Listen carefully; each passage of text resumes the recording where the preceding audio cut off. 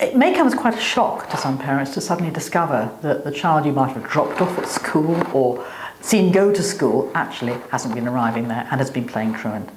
And the initial feeling may be of anger and upset, which may make the sort of the emotional level in the house quite high.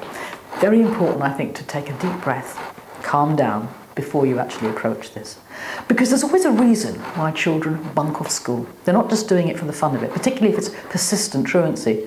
Because after all, actually, it's very boring being out there on your own, and it can be quite dangerous. So for a child to do it, usually there's something really going on in their lives, either at school or at home, that is driving them to do this. And that needs to be explored.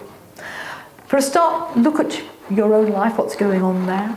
Is there conflict in the house? Is there unhappiness in the family? Is there something there that has caused you to take your eye off the ball? Quite normal and natural and understandable.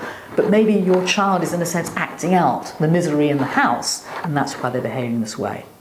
Or is there something going on in the school that you haven't known about, that your child is frightened or unhappy or miserable about going to school, and this needs to be sorted out? So perhaps the first stop is to go into the school and ask for help. What you're asking here for is for parental support.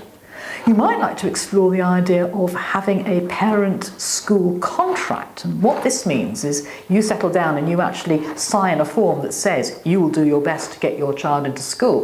The school then has to offer something in return, which is to give you support to explore what's been happening and give your child perhaps a bit of extra support to get them back into the class. There is help out there.